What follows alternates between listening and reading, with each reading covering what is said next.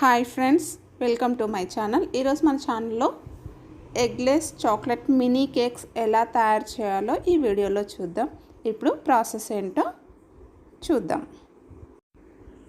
ఇప్పుడు ఒక బౌల్ తీసుకొని అందులో 1 కప్పు పాలు వేసుకోవాలి. అలాగే పావు కప్పు రిఫైన్డ్ ఆయిల్ వేసుకోవాలి. ఆయిల్కి ఎలాంటి ఫ్లేవర్స్ ఉండకూడదు, రిఫైన్డ్ ఆయిల్ మాత్రమే యూస్ చేసుకోవాలి. అలాగే ఇందులో 3/4 కప్పు షుగర్ పౌడర్ వేసుకోవాలి. ఇందులో నేను ఆయిల్ వేసుకున్నాను కదా, ఆయిల్కి బదులుగా మీరు బటర్ని వేసుకోవచ్చు. ఇప్పుడు వీటన్నింటినీ కలుపుకోవాలి. షుగర్ పౌడర్ అంతా బాగా కలిసేలా డిజాల్వ్ అయ్యే విధంగా కలుపుకోవాలి. ఇందుకోసం 1.5 కప్పు మైదా తీసుకున్నాను. అలాగే 1/2 కప్పు కోకో పౌడర్ ప్లేస్లో మీరు కాఫీ పౌడర్ని కూడా వేసుకోవచ్చు. కాకపోతే అది 2 స్పూన్స్ మాత్రమే పడుతుంది. ఇది నేను 1/2 కప్పు వేస్తున్నాను. లేదా డార్క్ చాక్లెట్ని కూడా వేసుకోవచ్చు. అలాగే ఇందులో 3/4 spoon baking powder, 1/2 spoon baking soda. ఇలా డ్రై ఇంగ్రీడియంట్స్ అన్నిటిని వేసుకున్న తర్వాత ఒకసారి స్పూన్తో కలుపుకోవాలి. ఇలా కలుపుకున్న తర్వాత జల్లల్లో వేసి జల్లించుకోవాలి.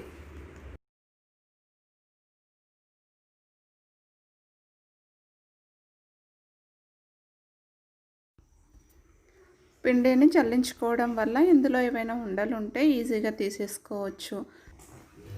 ఇలా జల్లించుకోవడం వల్ల డ్రై ఇంగ్రీడియంట్స్ అన్నీ ఒకదానితో ఒకటి అన్నీ ఈజీగా కలిసిపోతాయి.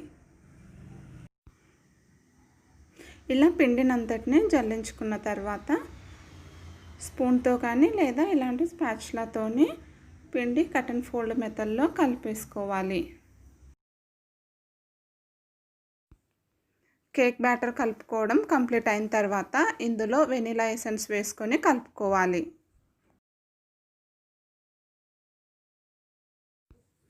వెనిలా ఎసెన్స్ వేసుకున్న తర్వాత మరొకసారి కేక్ బ్యాటర్ని కలిపేసుకోవాలి.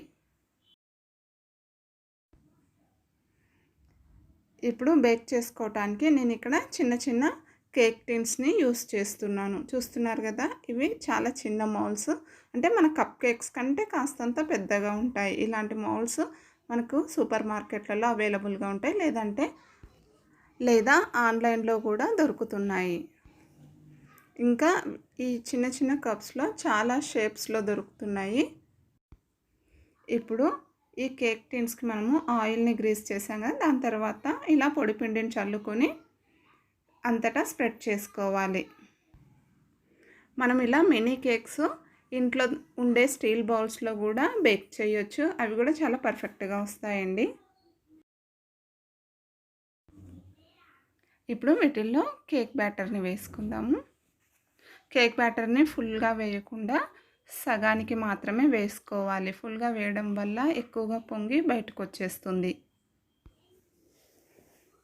ఇలాగే 2 బౌల్స్లో కూడా వేసేసుకొని ఈ టిన్స్ని 2 to 3 టైమ్స్ ట్యాప్ చేసుకోవాలి. ట్యాప్ చేసుకోవడం వల్ల వీటిల్లో ఏవైనా ఎయిర్ బబుల్స్ ఉంటే వెళ్ళిపోతాయి. పిల్లలు ఇలా డిఫరెంట్గా ఇష్టపడుతుంటారు కదా, అందుకనే నాకు ఈ ఐడియా వచ్చింది. మీరు కూడా మీ పిల్లలకి ఇలా ఒకసారి ట్రై చేసి పెట్టండి, చాలా హ్యాపీగా ఫీల్ అవుతారు. అలాగే ఎలా వచ్చిందో కామెంట్ సెక్షన్లో నాతో షేర్ చేసుకోండి.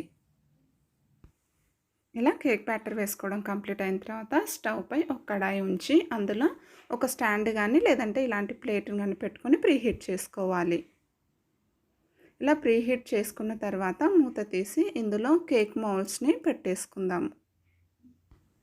ఇలా ప్రీహీట్ అయిన కడాయిలో ఈ మౌల్స్ ఉంచి 20 నుంచి 25 మినిట్స్ వరకు బేక్ చేసుకోవాలి.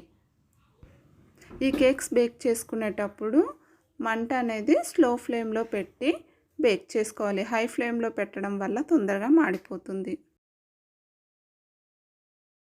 ఇప్పుడు కేక్స్ బేక్ అయిపోయాయో లేదో మూత తీసి చూద్దాం. మీరు కావాలనుకుంటే మధ్యలో కూడా మూత తీసి చెక్ చేసుకోవచ్చు. చూసారు కదా, చక్కగా పొంగి బేక్ అయిపోయాయి. ఇప్పుడు ఒక నైఫ్తో గుచ్చి చెక్ చేసుకుందాం.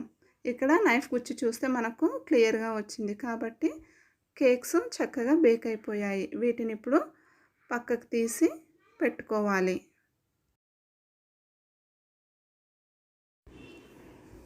ఈ మినీ కేక్స్ ఇప్పుడు చల్లారిపోయాయి. ఒక నైఫ్ తీసుకొని అంచుల వెంబడి క్రాప్ చేసుకోవాలి. పిల్లల కోసం చేసే ఏ ఐటెం అయినా కాస్తంత ప్రత్యేకంగా ఉంటే వాళ్ళు ఎంతో ఎంజాయ్ చేస్తారు. ఇదనే కాదు, మనం ఇంట్లో చపాతీలు కానీ ఇంకా బిస్కెట్స్ కానీ చేసేటప్పుడు వాళ్ళకు చిన్న చిన్నగా ముద్దుగా చేసిస్తే వాళ్ళు చాలా హ్యాపీగా ఫీల్ అవుతుంటారు కదా. ఒకసారి మీరు కూడా ఇలా ట్రై చేయండి.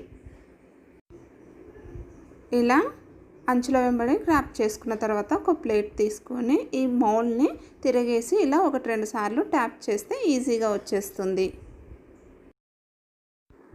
అలాగే మరో కప్పు కూడా తిరగేసి ట్యాప్ చేసుకోవాలి. ఇంకా ఈ మినీ కేక్స్పై మీరు కావలసినట్టుగా డెకరేషన్ చేసుకోవచ్చు. నేను ఎక్కువగా ఏం డెకరేషన్ చేయలేదు, వీటిపై చెర్రీస్ మాత్రమే పెట్టాను. ఇంకా వీటిపై టూటీ ఫ్రూటీ లేదంటే డ్రై ఫ్రూట్స్ ఇలా ఏవైనా వేసి డెకరేషన్ చేసుకోవచ్చు. ఈ వీడియో మీకు నచ్చిందనే నేను అనుకుంటున్నాను. నచ్చితే లైక్ చేయండి, షేర్ చేయండి, కామెంట్ చేయండి. Thank you for watching.